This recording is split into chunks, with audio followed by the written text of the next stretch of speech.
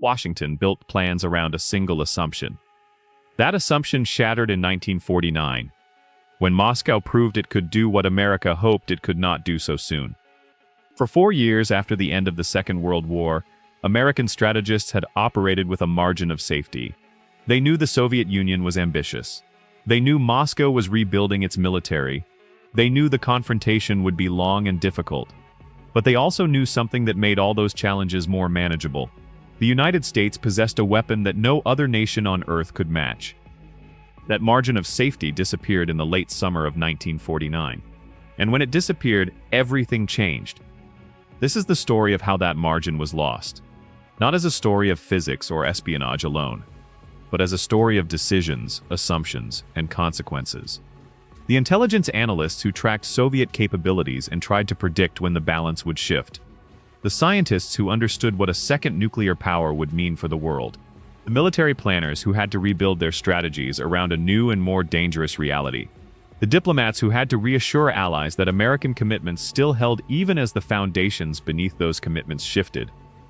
The West had just written a collective promise in the form of the North Atlantic Treaty. Now it had to prove that promise still had weight in a world where the other side could answer with fire of its own. Years later, officials who lived through that moment would describe it in terms that stayed with those who heard them. One said it felt like watching a clock speed up. The future they had expected to arrive in 5 years arrived in months. The planning assumptions they had built entire strategies around suddenly needed to be rewritten. This is not an episode about how bombs are made. It is an episode about how decisions are made when the world stops cooperating with your assumptions. About what happens when a rival proves capable of something you hoped would take much longer. About how institutions adapt when the ground shifts beneath them. The great change was not the sound of the explosion. It was the silence that came after, when the planning had to be redone. To understand what was lost in 1949, you first have to understand what existed before. You have to understand why that margin of safety mattered so much to everyone who depended on it. In the years immediately following the Second World War, the United States held a position unlike any in modern history. It was the only nation on Earth that possessed nuclear weapons. This was not simply a military advantage. It was a fundamental reshaping of the strategic landscape that affected every calculation, every negotiation, every crisis. Think about what this meant in practical terms. In any confrontation, American planners could factor in a capability that their adversary could not match. They did not have to use that capability or even threaten to use it explicitly. Its existence was enough to alter calculations on the other side. Soviet leaders knew what the United States could do. They knew they could not respond in kind. That knowledge shaped their behavior whether anyone mentioned it or not. This was what strategists called a monopoly. One side possessed something the other side lacked entirely. And in the logic of power politics, that asymmetry changed everything about how risks were calculated and decisions were made. Now consider a briefing room in the Pentagon in the spring of 1948. The morning light filters through high windows as officers gather around a large table covered with maps and intelligence summaries. Coffee cups leave rings on classified documents. The air is thick with cigarette smoke and concentration. A senior intelligence officer stands at the head of the table, pointer in hand, walking his colleagues through the latest assessment of Soviet capabilities. The maps show force dispositions across Eastern Europe. The charts show industrial production recovering from wartime devastation. The estimates show timelines for when various Soviet military programs might reach maturity. But one assumption underlies every chart, every estimate, every scenario discussed in that room. When the briefer reaches the section on strategic balance, he states it plainly. The Soviets do not yet possess atomic weapons. Current estimates suggest they will not achieve this capability for several more years. Our planning can proceed on this basis. Heads nod around the table. The assumption is familiar. It has been repeated in dozens of briefings. It provides the foundation on which everything else rests. The monopoly meant that in any crisis, the ultimate escalation favored the United States. Moscow could mass conventional forces. Moscow could apply pressure. Moscow could probe and test Western resolve. But Moscow could not respond in kind to the most extreme American action. That asymmetry was not just an advantage. It was a safety margin that made all other risks more manageable. That margin affected everything. It affected how boldly the United States could commit to defending allies. When Washington promised to protect Western Europe, That promise carried weight partly because of what stood behind it. European leaders understood this. Soviet leaders understood this.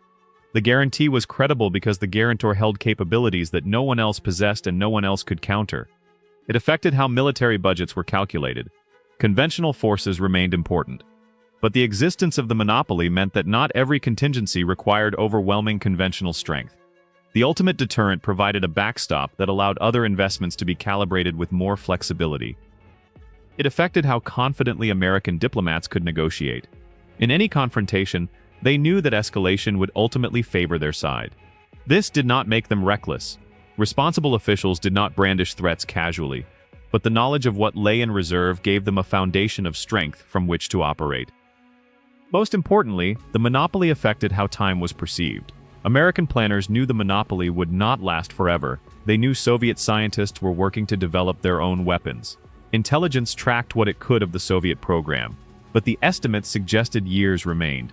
Some assessments indicated a decade or more before Moscow could match American capabilities. That time was precious beyond measure. It could be used to strengthen alliances, to rebuild European economies through the Marshall Plan, to establish positions of strength from which future negotiations could be conducted, to create facts on the ground that would be difficult to reverse even after the monopoly ended. The monopoly was not just power, it was time, and time was the margin of safety that made everything else possible. The first indication that something had changed came not from a dramatic announcement or a captured document. It came from routine monitoring conducted by people who understood that vigilance was the price of security.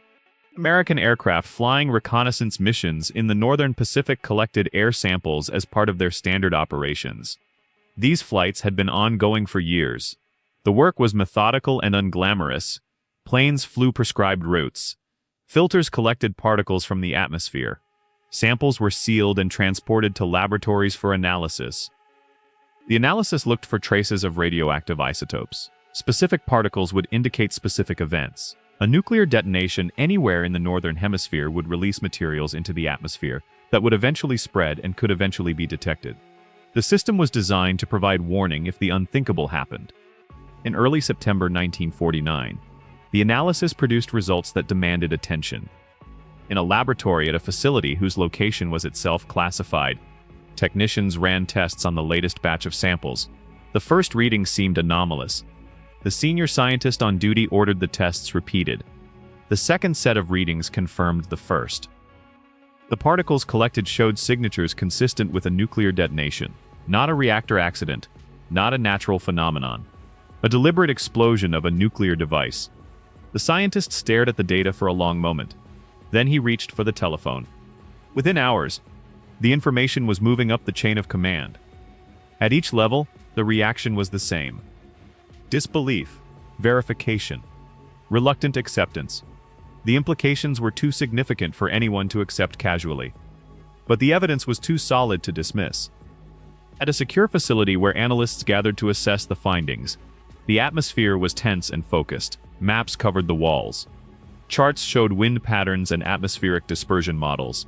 The question was not whether a detonation had occurred. The evidence on that point was becoming overwhelming. The question was where and when.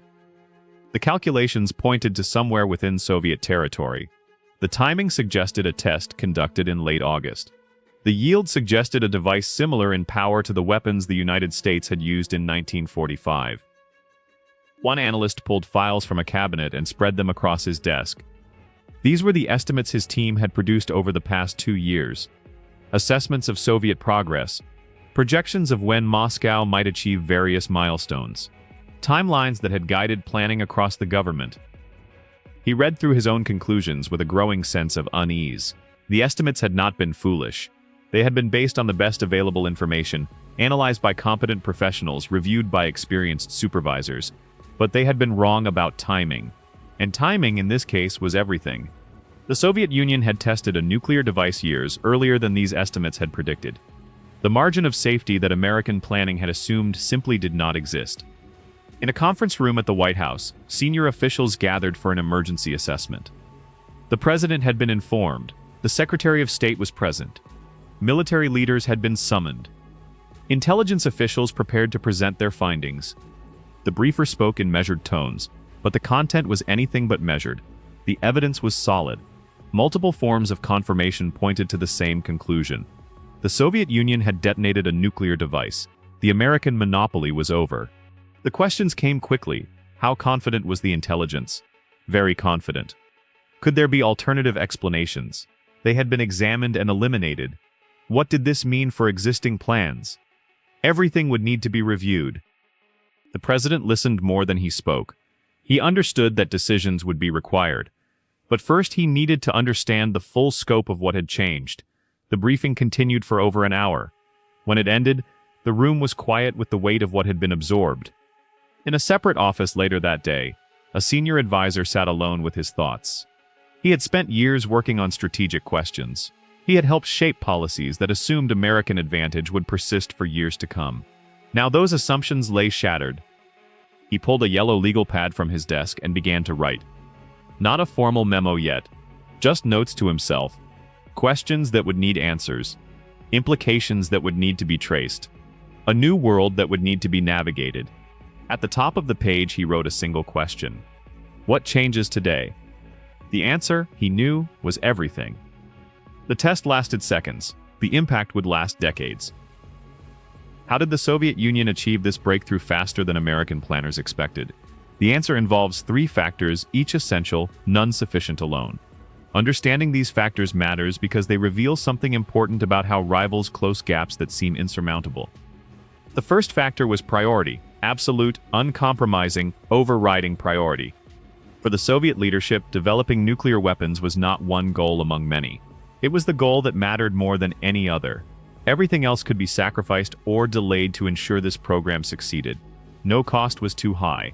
No resource was too precious to commit. The decision came from the very top. Stalin understood what the American bombs meant. He had watched the destruction of Hiroshima and Nagasaki. He had calculated what this capability meant for the balance of power. And he had concluded that the Soviet Union could not remain vulnerable to a weapon it could not answer. The resources committed were staggering by any measure. Entire industrial complexes were built in remote locations, chosen for security and secrecy rather than convenience. Tens of thousands of workers lived in these facilities under conditions of extreme isolation. Scientists and engineers were pulled from every other project that might compete for their talents. Materials that were scarce everywhere else in the struggling post-war economy flowed freely into the weapons program. In a facility carved into a remote landscape far from any major city, the pace of work never slowed. The complex had been built with speed that would have been impossible in peacetime, using labor that did not have the option of refusal. Guard towers surrounded the perimeter. Multiple checkpoints controlled every entrance. The workers inside understood that they were engaged in a project of supreme national importance, even if most of them knew only their own small piece of the whole. A senior administrator walked the production floors at night, checking progress, pushing for faster results. He carried with him at all times an awareness of what failure would mean. The leadership expected success. Failure was not merely disappointing. Failure was dangerous to everyone associated with the program. This knowledge permeated everything. The Soviet state, with its command economy and its acceptance of suffering, could direct resources with a focus that democratic societies found difficult to match. There were no budget debates. There were no congressional hearings. There were no newspapers questioning whether the cost was worthwhile. There was only the demand for results and the consequences of not delivering them. The second factor was scientific and engineering capability. The Soviet Union had talent fully capable of understanding nuclear physics and solving the immense challenges of weapons design. The theoretical foundations were not secrets locked in American vaults. The basic science of nuclear fission had been published in international journals before the war. Scientists around the world understood the principles involved. What remained were immense engineering challenges and the practical work of turning theory into functioning hardware. Soviet scientists attacked these challenges with skill and determination. Many of them were world-class physicists who had made significant contributions to their fields before the war. They understood the problems they faced. They developed solutions. They would eventually create designs that diverged significantly from American approaches, demonstrating genuine innovation rather than mere imitation. In a laboratory within the larger complex, a team of physicists worked through calculations late into the night. The chalkboards were covered with equations. Models and diagrams competed for space on every available surface. These were men who had chosen science as their life's work, who found deep satisfaction in solving difficult problems. The fact that they were working under pressure and surveillance did not diminish their intellectual capabilities. One of the senior scientists paused in his work to consider a problem from a different angle. The approach they had been trying was not yielding results. Perhaps another method would prove more fruitful. He began sketching an alternative on a fresh section of chalkboard. His colleagues gathered around to examine what he was proposing. By morning, they had a new approach to test. It would take weeks to determine if it worked. But the process of innovation continued despite the pressures surrounding it. The image of Soviet science as merely derivative underestimates what was actually achieved. Real problems were solved, real advances were made. The program succeeded in part because it had access to genuine talent capable of genuine innovation. But that talent also had help. And this help constituted the third factor. Espionage accelerated the timeline. A small number of individuals with access to the American program passed information to Soviet intelligence. These were not imaginary spies from thriller novels. They were real people who made real choices to share real secrets for reasons that varied from ideological conviction to other motivations that investigators would spend years trying to understand. The details of how this happened and who was responsible would emerge in fragments over the following years, as investigations uncovered networks and prosecutions revealed methods. But the effect on the Soviet program was clear even before the full story was known. Soviet scientists did not have to solve every problem from scratch. They had access to solutions that American scientists had already developed through years of expensive trial and error. In a secure room within the Soviet facility, a small group of senior scientists examined documents that had arrived through channels they knew better than to discuss. The materials were technical, diagrams, calculations, descriptions of approaches that had been tested and either succeeded or failed. One scientist compared what he was reading to calculations his own team had produced. In some cases, the documents confirmed their work. They were on the right track. In other cases, the documents suggested shortcuts that could save months of experimentation. In still other cases, the documents warned of approaches that seemed promising but led to dead ends. This was not a simple matter of copying a blueprint. The Soviet scientists still had to understand what they received. They had to adapt it to their own capabilities and resources. They had to solve the problems that remained after the borrowed knowledge was absorbed. But the espionage reduced the number of wrong turns. It compressed a timeline that might otherwise have stretched years longer. The combination of these three factors was decisive. State priority that eliminated resource constraints. Scientific talent that could execute at the highest level. Intelligence that accelerated progress by avoiding unnecessary detours. It was not magic. It was not luck. It was not a single breakthrough or a single source. It was the result of an adversary willing to pay any price and use any means to close the gap that threatened its security. Not magic. Not luck. Priority, capability, and stolen time. The challenge facing Washington after the Soviet test was not primarily emotional. It was analytical. The world had changed. Strategy had to change with it. And the people responsible for American security had to figure out exactly what the new reality required. In rooms across the government where strategists gathered to assess the implications, the discussions were methodical but urgent. The fundamental question was deceptively simple. What does this mean for how we operate? The answers were anything but simple. Begin with deterrence, because deterrence was the foundation on which everything else rested. Before the Soviet test, American nuclear capability served as a one-sided threat. In any crisis, the ultimate escalation favored the United States. Moscow might push. Moscow might probe. Moscow might test Western resolve in Berlin or elsewhere. But Moscow could not respond in kind to the most extreme American action.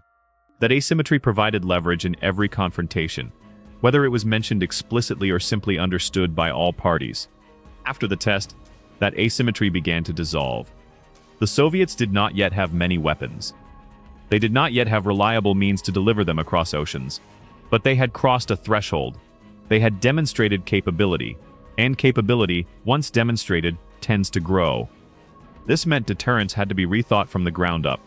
It was no longer about one side holding a threat the other could not match. It was becoming about both sides holding threats against each other.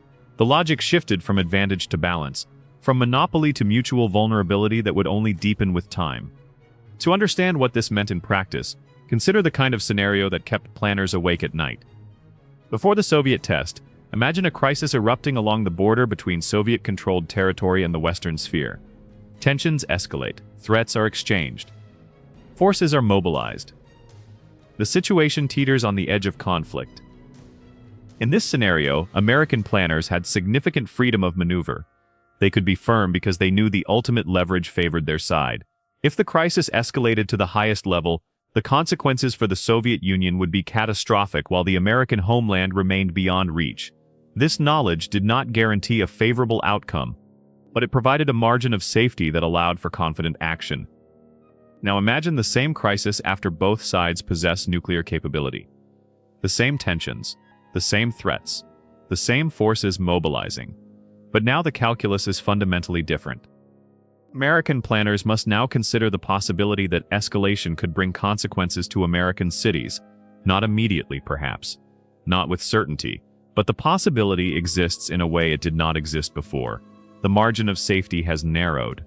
The consequences of miscalculation have grown. Every step up the escalation ladder must be weighed against the risk that the other side might climb higher still. The decision space is narrower. The pressure is higher. The margin for error is smaller. And this is true for both sides, creating a dynamic of mutual caution that is simultaneously stabilizing and terrifying. In a conference room at the Pentagon, a group of strategists worked through these implications with systematic rigor. A colonel stood at a chalkboard, diagramming scenarios while his colleagues challenged his assumptions. The discussion was clinical, but the stakes were not. These were men who understood that the plans they developed might someday be executed, that the scenarios they sketched might someday become real, that the decisions they recommended might someday determine whether cities lived or died. One of the planners raised a question that silenced the room. If both sides can threaten destruction, what happens to our ability to defend allies? How do we maintain credibility when our own cities are at risk? The question had no easy answer. It would occupy strategic thinkers for decades to come. But it had to be confronted now, in these rooms by these people, because the world would not wait for perfect solutions. The discussion continued for hours. By the end, the outlines of new approaches were beginning to emerge. Deterrence would have to become more sophisticated. Force structures would need to evolve. Intelligence would become even more critical because understanding Soviet capabilities and intentions would be essential to managing a balance of terror, rather than simply relying on American advantage. The budget implications were significant. If the monopoly had provided a backstop that allowed calibrated investments elsewhere, the loss of that monopoly meant those calculations had to change. More would need to be spent on readiness. More would need to be invested in capabilities that could respond to crises quickly. More would be required for the systems that would provide warning of attack. The luxury of time had diminished sharply.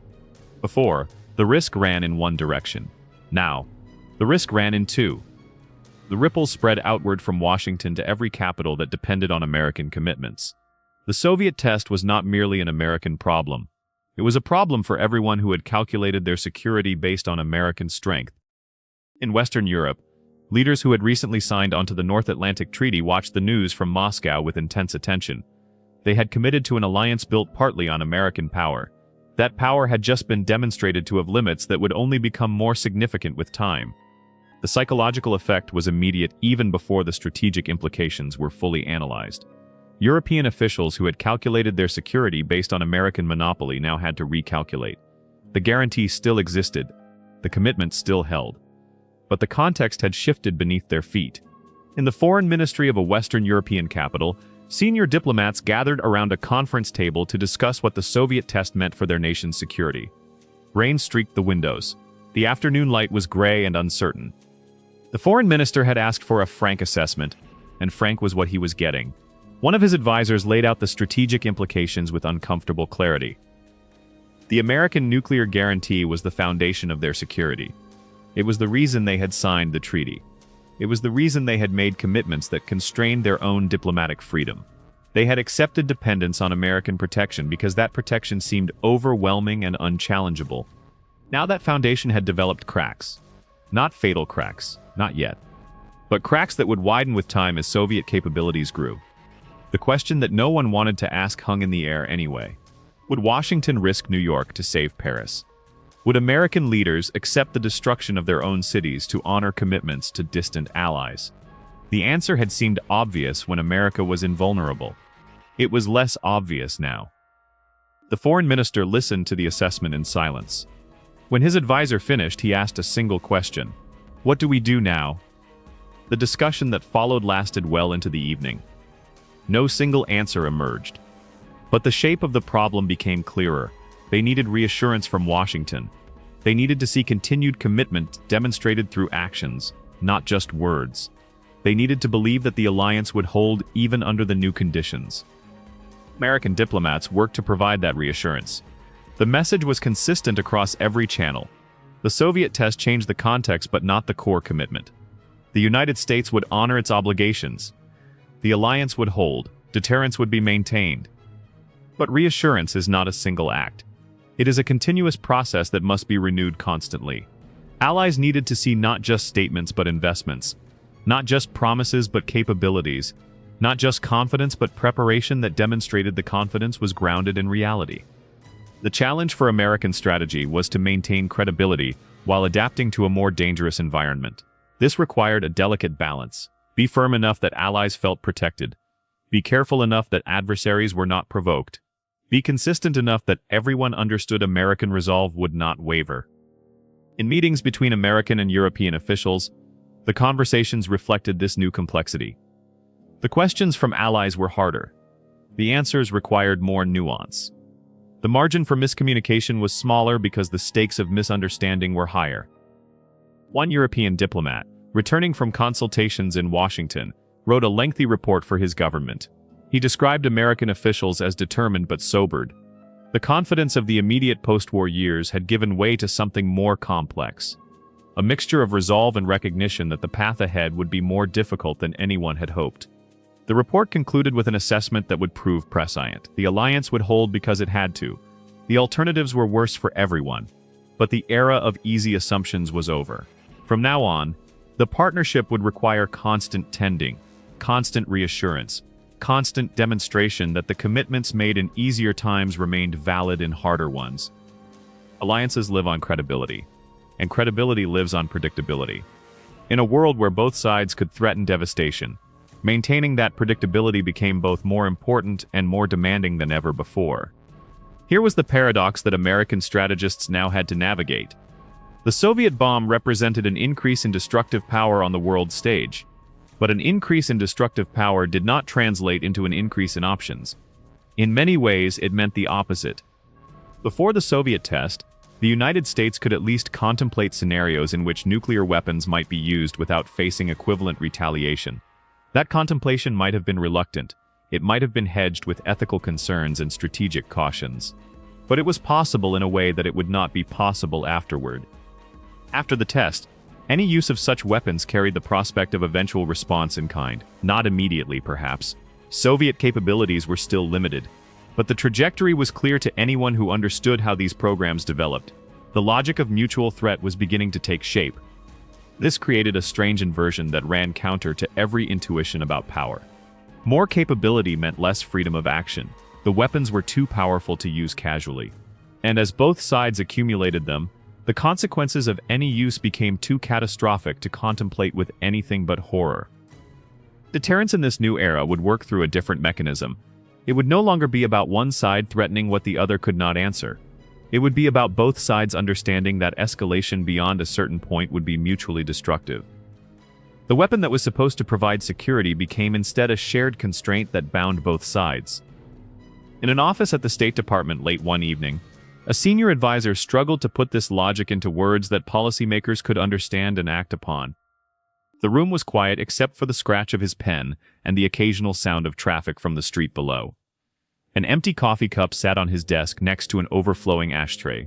The draft he was working on had gone through multiple revisions already. He was trying to explain in clear language why the Soviet bomb changed everything even though both sides had always understood that war would be catastrophic. The challenge was capturing the shift from theoretical understanding to operational reality. He wrote a paragraph about how monopoly had provided not just power but clarity. The United States could threaten escalation knowing the threat was credible because it was one-sided. Now that clarity was gone. Now both sides would have to calculate whether any given action was worth the risk that it might trigger responses that would spiral beyond control. He crossed out the paragraph and tried again. The second version was better but still did not capture the essential point. He tried a third time. The new reality was not that war had become more likely. The new reality was that the consequences of miscalculation had become more severe. In a world of mutual capability, mistakes could not be contained. Errors could not be walked back. The system had less tolerance for the kinds of misjudgments that had always been part of international politics. He reviewed what he had written. It was getting closer to what he meant. But something was still missing. He thought about the officials who would read this memo. Busy people with many demands on their attention. They needed to understand not just the logic but the feeling of this new reality. The weight of it. The way it would press down on every decision. He added a final paragraph. The monopoly had been a safety margin. It allowed for confidence that might otherwise have seemed reckless. It provided time that could be used for preparation and positioning. Now that margin was gone. Every decision would carry more weight. Every crisis would pose more danger. The luxury of assuming that mistakes could be corrected was no longer available. The memo eventually reached its intended audience. It was discussed in meetings. It was cited in subsequent analysis. The ideas it contained would shape thinking for years to come. But on that night, in that quiet office, the advisor who wrote it understood something that was hard to put into any memo. The world had become a more dangerous place, not because anyone wanted danger, but because the dynamics of the situation made danger more likely even when everyone preferred peace. The new era did not make war inevitable. It made error unforgivable. What did the world look like in the aftermath of the Soviet test? What had actually changed when the assumptions beneath American strategy proved optimistic? First, the margin of safety that had seemed so reliable was gone. Not partially reduced. Not slightly narrowed. Gone. American planners could no longer assume they had years to prepare for a world where both sides held nuclear weapons. That world had arrived, announced by particles in the atmosphere and confirmed by analysis that left no room for doubt. Second, the nature of competition had shifted. Before the test, the confrontation between Washington and Moscow was dangerous but asymmetric. One side held capabilities the other could not match. After the test, it began to take on the character of a rivalry between powers that were equals in at least one critical dimension. The implications of that equality would unfold over years and decades, but the foundation was laid in September 1949. Third, the requirements for maintaining security had increased significantly. More resources would be needed for intelligence to track Soviet capabilities with greater precision. More resources would be needed for early warning systems that could provide precious minutes of preparation. More resources would be needed for readiness, for the ability to respond to crises before they spiraled out of control. More resources would be needed for the constant tending of alliances that could no longer rest on the simple foundation of American monopoly. Fourth, the psychological landscape had changed in ways that were harder to measure but no less real. The confidence that had come from unique capability was replaced by something more complex. A mixture of determination and caution, resolve and uncertainty, the will to prevail and the awareness that prevailing would require skill and luck as well as strength. In a quiet office in the State Department, very late on an evening after most of the building had gone home, an analyst made final notes on an assessment that would go to senior leadership the next morning. The lamp on his desk cast a pool of light over papers covered with his careful handwriting. The rest of the room was dark. Through the window, the city lights of Washington flickered in the distance. He read through his conclusions one more time. The language was measured, the tone was professional, but the implications were stark. The world his government had been planning for was not the world that existed. The assumptions that had guided strategy were no longer valid. Adaptation was not optional. It was necessary for survival. He signed the document and placed it in the folder for morning distribution. Then he sat for a moment longer, looking at the city lights beyond his window. Somewhere out there, people were going about their lives, unaware of how much had changed. Tomorrow they would read about the Soviet test in their newspapers. They would feel a moment of unease. Then they would return to their daily concerns. But in this building and others like it, the unease would not fade. It would become the permanent backdrop to every decision, every plan, every calculation about how to keep the country and its allies safe in a world that had suddenly become much more dangerous. The shock of 1949 did not end the Cold War. It expanded the field where the struggle would be played out. It raised the stakes of every crisis. It compressed the timelines within which decisions had to be made. It eliminated the margin that had allowed for a certain confidence in American planning. But the institutions adapted. The planning continued.